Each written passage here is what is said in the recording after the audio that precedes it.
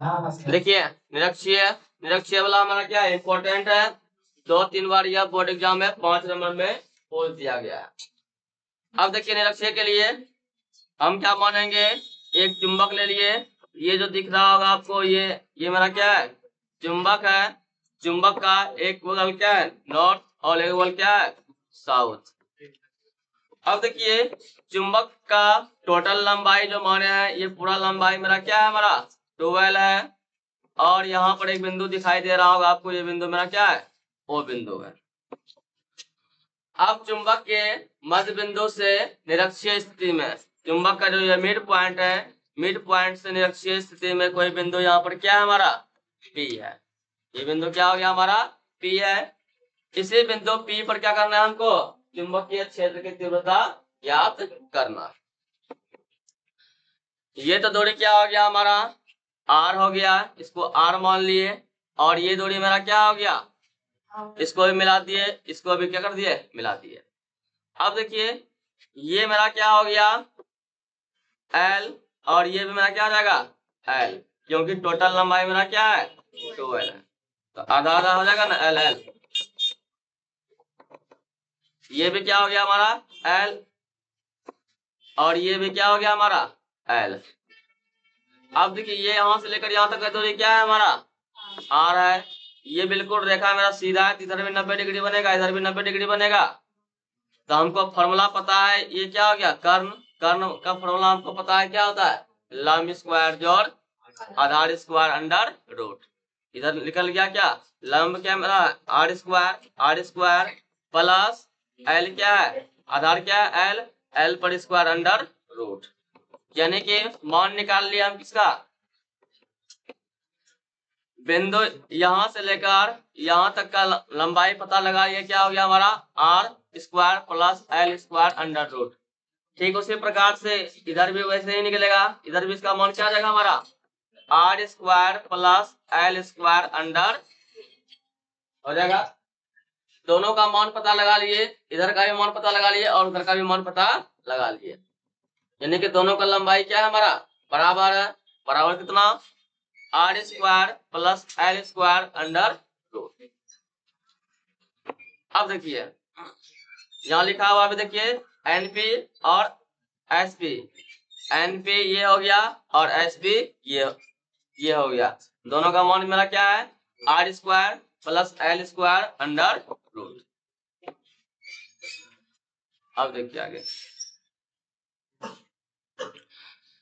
अब क्या करेंगे, पहले उत्तरी ध्रुव के कारण यहाँ पर चुंबकीय क्षेत्र की तीव्रता ज्ञात करेंगे।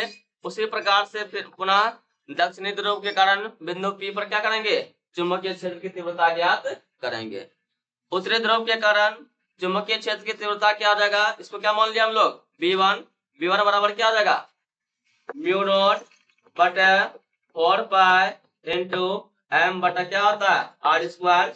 ये क्या होता है, चुंबकीय क्षेत्र की तीव्रता निकालने के लिए फॉर्मूला लगाते हैं। फॉर्मूला म्यू नॉट बटा 4 पाई इंटू m बटा क्या हो गया, दूरी यहाँ पर क्या है, यहाँ से लेकर यहाँ तक का दूरी मेरा क्या है, R square plus L square under root. तो मान रख दिए दूरी का,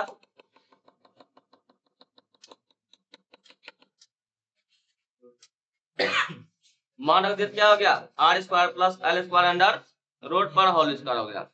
अब देखिए यहाँ रूट और स्क्वायर क्या हो गया, हमारा कट गया, बचा क्या हमारा म्यू नॉट बटा 4 पाई इंटू m बटा R square plus L square बच गया। V1 का मान निकाल लिए, अब क्या करेंगे, V2 का मान निकाल लेंगे। V2 किसको माने हम लोग, दक्षिणी ध्रुव के कारण बिंदु P पर उत्पन्न तीव्रता। वही यहाँ आगे लिखा हुआ देखिए, दक्षिणी ध्रुव S के कारण चुंबकीय क्षेत्र की तीव्रता, यानी S के कारण क्या करेंगे, बिंदु P पर कितना चुंबकीय क्षेत्र की तीव्रता उत्पन्न होगा, उसका मान अब हम लोग क्या करेंगे, निकालेंगे। फॉर्मूला तो पता है क्या होता है, म्यू नॉट बटा 4 पाई इंटू m बटा आर स्क्वायर। यहाँ पर r का मान क्या है हमारा, r का मान यानी कि यहाँ से लेकर यहाँ तक का दूरी कितना दिया हुआ हमारा, ये दूरी R square plus L square under root. तो रख दिया r का मान। अब यहाँ देखिए, यहाँ भी रूट और यहाँ भी स्क्वायर, रूट और स्क्वायर क्या हो गया, कट गया, तो बचा क्या, b2 बराबर म्यू नॉट बटा 4 पाई इंटू m बटा r square plus l square.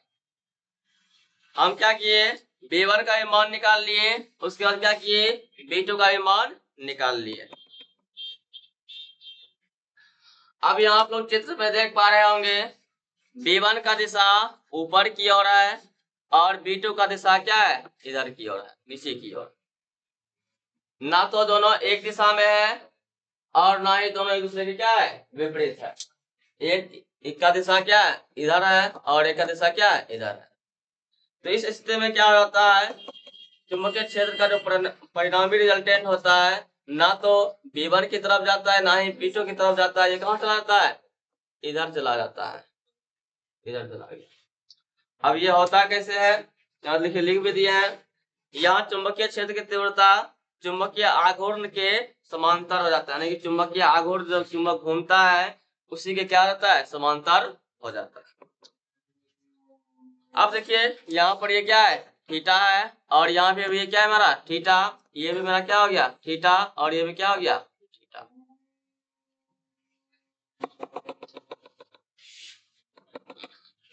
अब रिजल्टेंट जो हो जाएगा, इसका रिजल्टेंट क्या जाएगा हमारा, रिजल्टेंट क्या जाएगा, b बराबर b1 cos theta plus b2 cos theta. Resultant इसका क्या जाएगा, b1 cos थीटा और b2 cos थीटा। इसका कंपोनेंट जो टूटेगा x क्या नोटिस, पिछले क्लास में जब 11th में आप लोग पढ़े होंगे, एक एक क्या होता था, cos थीटा में टूटता था, एक क्या होता था, sin थीटा में हमारा टूटता था। यदि ऊपर की ओर डायरेक्शन रहता है तो क्या sin थीटा में टूटता है, यदि नीचे की ओर डायरेक्शन रहता है x एक्सिस के अलोन तो क्या होता है, cos थीटा में टूटता है। पिछले क्लास में आप लोग 11th में पढ़े होंगे। अब देखिए b1 का मान निकाला हुआ है हमारा, b1 का मान यहाँ है, देखिए b1 का मान यहाँ पर क्या कर दिए, पुट कर दिए, इंटू कॉस्ट लगा दिए, प्लस b2 का भी मान यहाँ पुट कर दिए, b2 का मान दिखाई दे रहा होगा यहाँ पे, म्यू नोट बटा 4 पाई इंटू m बटा क्या होता है, r square plus l square, into cost लगा दिए। अब यहाँ देखिए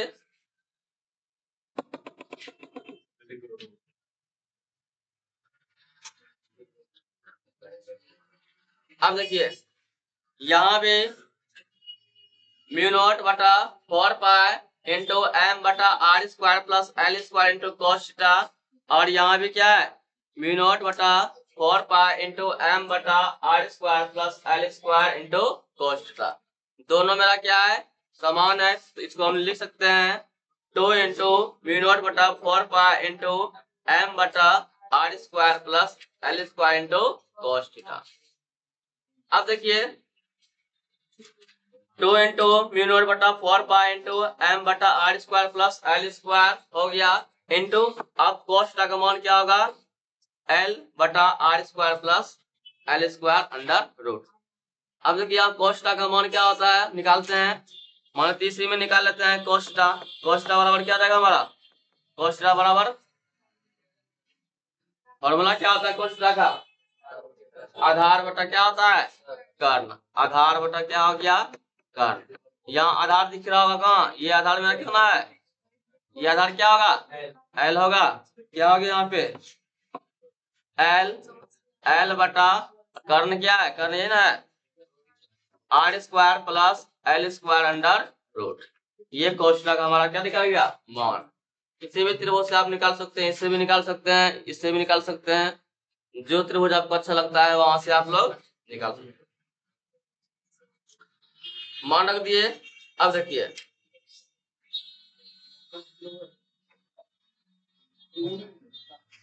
cos थीटा का मान रख दिए यहाँ पे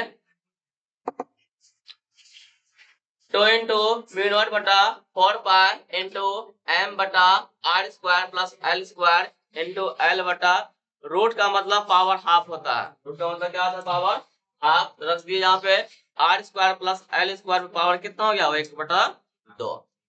अब यहाँ कुछ नहीं, इसका मतलब पावर क्या है, एक छुपा हुआ है, बेस समान तो पावर क्या जाएगा हमारा, जुड़ जाएगा।